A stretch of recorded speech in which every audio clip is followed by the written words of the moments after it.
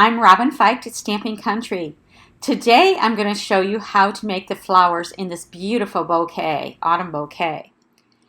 We're going to make two sizes of daisies and we're going to make autumn mums.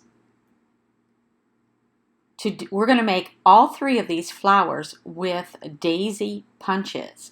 I like to use my punches in a variety of ways so that I can stretch my crafting dollars. Let me show you how this is done. We're going to use both the daisy and the medium daisy punch so we get a variety of sizes in our bouquet, and the 1-inch circle punch.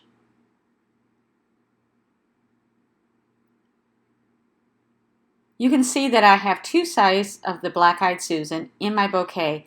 I think that looks a little more consistent with what nature does. Have you ever walked around and saw every flower exactly the same? I don't think so.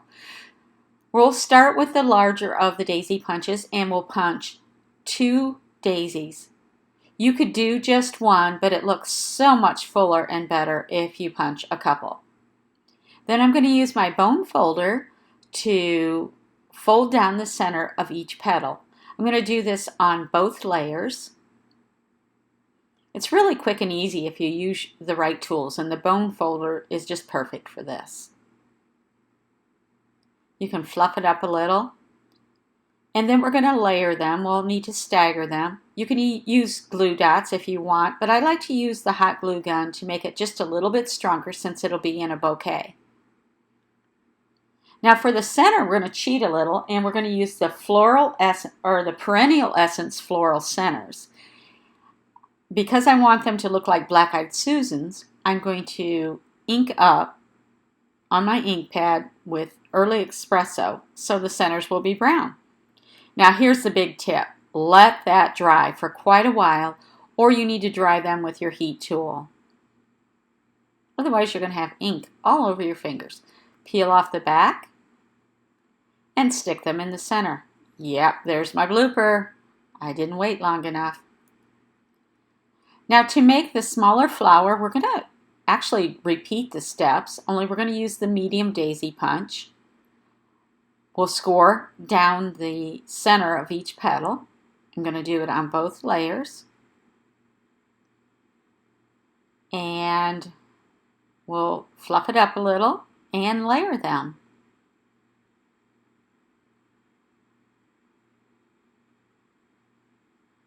This will give us a variety of sizes, and they're oh so easy to do.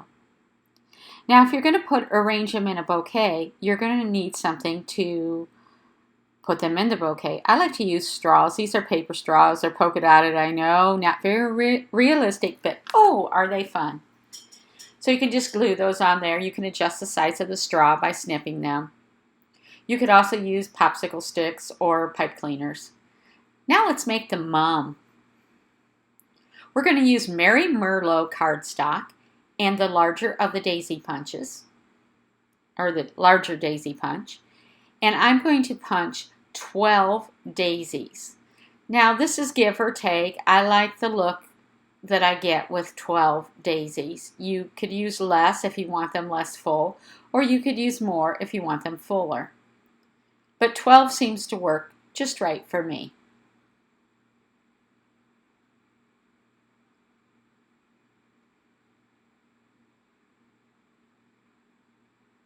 I also found that if you use a lighter color, you could make these flowers in the spring and they look like peonies.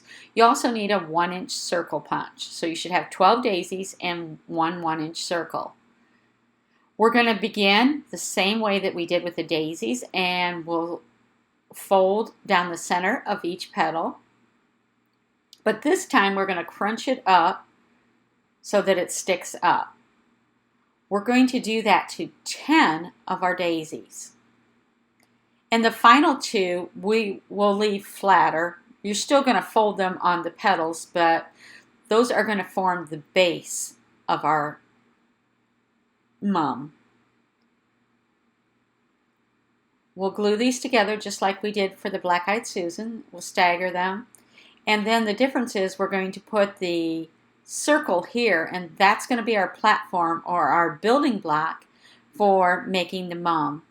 You begin putting these on the circle.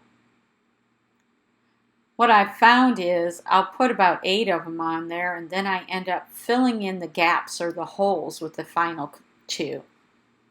Seems to work out pretty well.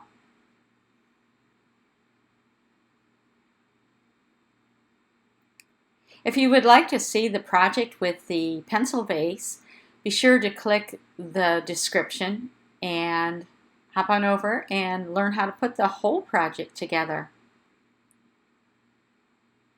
Make sure you pull off the glue string so it doesn't look like your flower landed in a spider web.